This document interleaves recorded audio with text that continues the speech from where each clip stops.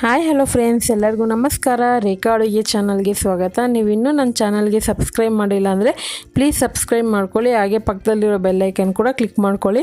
ಬನ್ನಿ, ಇವತ್ತೊಂದು healthy recipe ತೋರಿಸ್ಕೊಡ್ತೀನಿ. ಅದೇನಪ್ಪ ಅಂದರೆ ಡ್ರೈ ಫ್ರೂಟ್ಸಿಂದ ಲಾಡು ಮಾಡೋದು ತೋರಿಸ್ಕೊಡ್ತೀನಿ.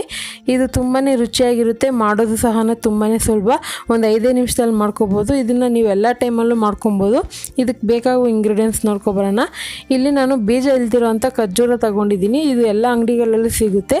ಇದನ್ನು ನಾನು ಚಿಕ್ಕದಾಗಿ ಕಟ್ ಮಾಡಿ ಒಂದು ಬೌಲಲ್ಲಿ ಹಾಕಿಟ್ಕೊಂಡಿದ್ದೀನಿ. ಸುಮಾರು ಒಂದು 200 ಗ್ರಾಮ್ ಆಗೋಷ್ಟು, ಒಂದು 3 ಟೇಬಲ್ ಸ್ಪೂನ್ ಆಗೋಷ್ಟು ದ್ರಾಕ್ಷಿ, ಮತ್ತು ಇಲ್ಲಿ ನಾನು ಒಂದು 20 ಬಾದಾಮಿನ ಈ ಥರ ಚಿಕ್ಕದಾಗಿ ಕಟ್ ಮಾಡಿ ಇಟ್ಕೊಂಡಿದ್ದೀನಿ. ಒಂದು 15 ಪಿಸ್ತಾನ ಈ ಥರ ಚಿಕ್ಕದಾಗಿ ಕಟ್ ಮಾಡಿ ಇಟ್ಕೊಂಡಿದ್ದೀನಿ.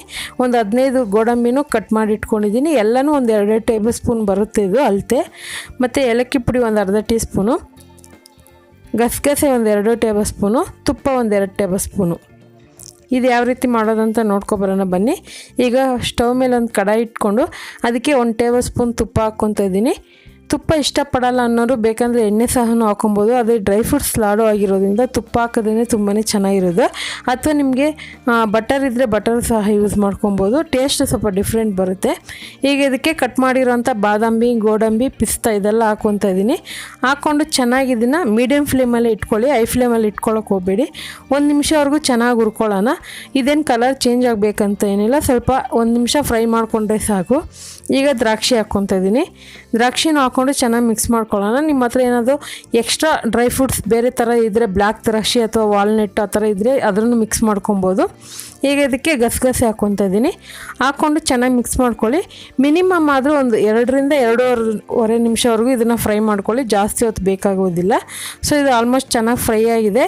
ಈ ಥರ ಮಾಡೋದ್ರಿಂದ ಆ ಡ್ರೈ ಫ್ರೂಟ್ಸ್ ಅನ್ನೋದು ಸ್ವಲ್ಪ ಕ್ರಿಸ್ಪಿಯಾಗಿರುತ್ತೆ, ತಿನ್ನೋದಕ್ಕೆ ತುಂಬಾ ಕ್ರಂಚಿಯಾಗಿ ಚೆನ್ನಾಗಿರುತ್ತೆ. ಈಗ ಇದನ್ನು ಒಂದು ಪ್ಲೇಟಿಗೆ ಹಾಕಿಟ್ಕೊಂಡಿದ್ದೀನಿ.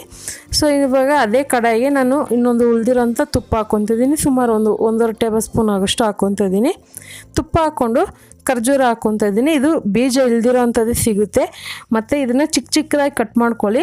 ಮಿಕ್ಸಿನಲ್ಲಿ ಕೆಲವರು ಪೇಸ್ಟ್ ಮಾಡಿ ಹಾಕ್ತಾರೆ. ಮಿಕ್ಸಿನಲ್ಲಿ ಹಾಕಿದ್ರೆ ಬ್ಲೇಡ್ ಹಾಳಾಗಿ ಹೋಗುತ್ತೆ ಮತ್ತು ಸರಿಯಾಗಿ ಬರೋದಿಲ್ಲ. ನೀವು ಚಿಕ್ಕದಾಗಿ ಕಟ್ ಮಾಡಿ ಈ ಥರ ಪಾತ್ರೆಯಲ್ಲಿ ತುಪ್ಪ ಹಾಕಿ ಬಿಸಿ ಮಾಡ್ತಾಯಿದ್ರೆ ಒಂದು 2 ನಿಮಿಷಕ್ಕೆ ಇದು ಎಲ್ಲ ಒಂದು ಬಿಡಿಯಾಗಿರೋದೆಲ್ಲ ಒಂದು ಕಡೆ ಕೂಡ್ಕೊಳ್ಳುತ್ತೆ. ನೋಡ್ತಾ ಇರ್ಬೋದು. ಸೊ ಈ ಥರ ಗಂಟಾಗುತ್ತೆ ಮತ್ತು ಸಾಫ್ಟು ಆಗುತ್ತೆ ಇದು. ಸೊ ಈ ಥರ ಚೆನ್ನಾಗಿ ಒಂದು 2 ನಿಮಿಷ ಇದನ್ನು ಲೋ ಫ್ಲೇಮಲ್ಲಿ ಇಟ್ಕೊಳ್ಳಿ. ಹೈ ಫ್ಲೇಮಲ್ಲಿ ಮಾಡೋಕ್ಕೆ ಹೋಗಬೇಡಿ. ಹೈ ಫ್ಲೇಮಲ್ಲಿ ಮಾಡೋಕ್ಕೋದ್ರೆ ಇನ್ನೂ ಜಾಸ್ತಿ ಅದು ತಳ ಅಂಟೋ ಚಾನ್ಸಸ್ ಇರುತ್ತೆ. ಅದಕ್ಕೋಸ್ಕರನೇ ಇವಾಗ ಫ್ರೈ ಮಾಡಿರುವಂಥ ಡ್ರೈ ಫ್ರೂಟ್ಸ್ ಒಂದು ಅರ್ಧ ಹಾಕ್ಕೊಂಡಿದ್ದೀನಿ. ಇನ್ನು ಸ್ವಲ್ಪ ಆಮೇಲೆ ಹಾಕ್ತೀನಿ. ಫಸ್ಟ್ ಇದನ್ನು ಚೆನ್ನಾಗಿ ಮಿಕ್ಸ್ ಮಾಡ್ಕೊಳ್ಳೋಣ. ಮಿಕ್ಸ್ ಮಾಡ್ಕೊಂಡು ಇದ್ರ ಜೊತೆಗೆ ಏಲಕ್ಕಿ ಪುಡಿನೂ ಹಾಕ್ಕೊಂಡಿದ್ದೀನಿ. ಇದೆಲ್ಲ ಚೆನ್ನಾಗಿ ಮಿಕ್ಸ್ ಆಗಬೇಕು. ಸೊ ಚೆನ್ನಾಗಿ ಈ ಥರ ಸೌಟಿಂದ ಚೆನ್ನಾಗಿ ಪ್ರೆಸ್ ಮಾಡ್ಕೊಳ್ಳಿ. ಚೆನ್ನಾಗಿ ಎಲ್ಲ ಕಡೆಯೂ ಇದು ಹೊಂದ್ಕೊಬೇಕು. ಸೊ ಹಾಗೆ ನಿಮಗೆ ಹಬ್ಬದ ಥರ ರೆಸಿಪಿಗಳು ಬೇಕಂದ್ರೆ ಆಲ್ರೆಡಿ ಅಪ್ಲೋಡ್ ಮಾಡಿದ್ದೀನಿ, ನೋಡ್ಕೊಬನ್ನಿ. ಮತ್ತು ಹಬ್ಬಕ್ಕೆ ಯಾವ ರೀತಿ ಡೆಕೋರೇಷನ್ ಮಾಡಬೇಕು ಅನ್ನೋದೆಲ್ಲ ನಾನು ಇನ್ನೊಂದು ಚಾನಲ್ ಇದೆ, ರೇಖಾ ಟ್ಯಾಲೆಂಟ್ ಅಂತ, ಅದರಲ್ಲೂ ಸಹ ಹಾಕಿದ್ದೀನಿ. ಹೋಗಿ ನೋಡ್ಕೊಬನ್ನಿ. ಇಷ್ಟ ಆದರೆ ಸಬ್ಸ್ಕ್ರೈಬ್ ಮಾಡ್ಕೊಳ್ಳಿ. ಸೊ ಇನ್ನು ಉಳಿದಿರೋವಂಥ ಡ್ರೈ ಫ್ರೂಟ್ಸ್ ಹಾಕ್ಕೊಂಡು ಚೆನ್ನಾಗಿ ಮಿಕ್ಸ್ ಮಾಡ್ಕೊಂಡ್ಬಿಡ್ತೀನಿ. ಇದೇನು ತುಂಬ ಹೊತ್ತು ನೀವು ಫ್ರೈ ಮಾಡಬೇಕಂತೇನಿಲ್ಲ. ಲೋ ಫ್ಲೇಮಲ್ಲೇ ಇಟ್ಕೊಂಡು ಒಂದು 3 ನಿಮಿಷವರೆಗೂ ಮಾಡ್ಕೊಳ್ಳಿ. ಡ್ರೈ ಫ್ರೂಟ್ಸ್ ಒಂದು 2 ನಿಮಿಷ ಫ್ರೈ ಮಾಡಿರ್ತೀರಲ್ವ, ಈ ಖರ್ಜೂರ ಜೊತೆ ಒಂದು 3 ನಿಮಿಷ ಮಾಡಿಕೊಂಡ್ರೆ ಸಾಕು. ಇವಾಗ ಆಲ್ಮೋಸ್ಟ್ ಚೆನ್ನಾಗಿ ಇದು ಮಿಕ್ಸ್ ಆಗಿದೆ. ಈಗ ಸ್ಟವ್ ಆಫ್ ಮಾಡಿಕೊಂಡು ಇದನ್ನು ಸ್ವಲ್ಪ ತಣ್ಣಗೆ ಹಾಕ್ಬಿಡ್ತೀನಿ. ಒಂದು 5 ನಿಮಿಷ ಬಿಟ್ಟರೆ ಸ್ವಲ್ಪ ಉಗುರು ಬೆಚ್ಚಿ ತಣ್ಣಗಾಗುತ್ತೆ. ತೀರಾ ತಣ್ಣಗೆ ಮಾಡೋಕ್ಕೆ ಹೋಗಬೇಡಿ. ಒಂದು ಸ್ವಲ್ಪ ಬಿಸಿ ಇರೋವಾಗನೇ ಉಂಡೆ ಕಟ್ಕೋಬೇಕಾಗುತ್ತೆ. ಸೊ ಇವಾಗ ಒಂದು 5 ನಿಮಿಷ ಆದಮೇಲೆ ನೋಡ್ತಾ ಇರ್ಬೋದು ಚೆನ್ನಾಗಿದು ಎಲ್ಲ ಹೊಂದ್ಕೊಂಡಿದೆ. ಸೊ ಕೈಗೆ ಒಂದು ಸ್ವಲ್ಪ ತುಪ್ಪ ಹಾಕ್ಕೊಂಡು ನಿಮ್ಗೆ ಯಾವ ಸೈಜಿಗೆ ಬೇಕೋ ಆ ಸೈಜಿಗೆ ಉಂಡೆ ಮಾಡ್ಕೊಳ್ಳಿ. ಇದನ್ನು ನೀವು ಮಾಡಿ ಒಂದು ಏರ್ಟೈಟ್ ಬಾಕ್ಸಿಗೆ ಹಾಕಿ ಇಟ್ಕೊಂಡು ಮಕ್ಕಳಿಗೆ ಸ್ನ್ಯಾಕ್ಸ್ ಕೆಲವು ಟೈಮಲ್ಲಿ ಈ ಥರ ಹೆಲ್ತಿ ರೆಸಿಪಿ ಮಾಡಿಕೊಡಿ. ತುಂಬಾ ಚೆನ್ನಾಗಿರುತ್ತೆ ಮತ್ತು ಹೆಲ್ತಿಗೆ ಒಳ್ಳೆಯದು.